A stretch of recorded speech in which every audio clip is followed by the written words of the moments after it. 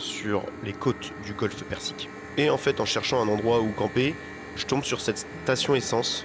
Et la personne à l'accueil me dirige vers leur petite salle de prière qu'ils ont à côté de la station essence, où les gens peuvent venir prier. Et elle me dit que je peux me reposer dedans en fait, puisqu'il y a des tapis. Donc j'arrive dans cette salle de prière. Et miracle, je vois une climatisation pour rafraîchir l'intérieur. Et je me dis, c'est génial. Je me pose, je mange. Et là, je commence à m'endormir avec la clim qui commence à fonctionner. Je me dis, c'est incroyable, je vais avoir un peu de fraîcheur. Et ce qui se passe, c'est que au bout d'une heure, je me réveille suffocant de chaleur en sueur. Parce qu'en fait, la clim, elle est complètement gelée. Il y a un mur de glace sur la climatisation et du coup, elle fonctionne plus. Et donc là, il s'en vient un espèce de rituel où toutes les 30 minutes, je brûle la glace avec mon réchaud pour que la clim se remette à fonctionner et me rapporte un petit peu de fraîcheur. Et ça marche, on va dire, 3-4 fois. Et donc là, il doit être quelque chose comme 2h du mat. Et je suis assis sur la marche devant la salle de prière. Et je peux plus rien faire, enfin je peux pas dormir.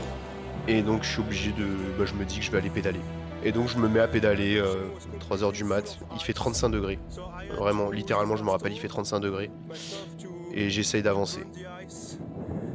To melt it, and after I slept maybe 30 minutes again, and after I decided to left. The bad point is that it's already. Et les points négatifs en fait, c'est que j'ai jamais ressenti ça de ma vie.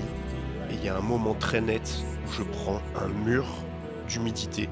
Mais littéralement, en quelques mètres, d'un coup je ressens une lourdeur et une humidité que j'ai jamais ressentie auparavant. Ça commence à sentir la Et donc mer. ça fait que la chaleur est encore plus dure à supporter.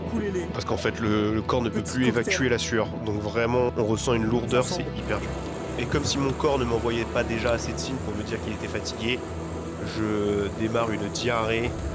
Je me rappelle là dans le noir encore dans la matinée, me jeter dans un fossé parce que je suis littéralement en train de commencer à me faire caca dessus. Et donc vous allez vous dire mais pourquoi tu continues à avancer dans cette direction? Et bien en fait il y avait quand même un objectif avant d'aller à Dubaï, c'était d'arriver sur cette île là qu'on voit, c'est les paysages lunaires. Donc c'est les îles de Kesh et Hormuz qui font d'ailleurs sujet de l'actualité parce que le détroit d'Hormuz est très contesté en termes de géopolitique actuellement, donc c'est intéressant. Mais j'étais là, et en fait ces îles sont magnifiques à visiter apparemment parce qu'il y a des formations rocheuses sublimes et des plages rouges à cause des minéraux, etc. Et je dis apparemment parce que simplement en fait je vais pas réussir à les visiter, je suis à bout de force.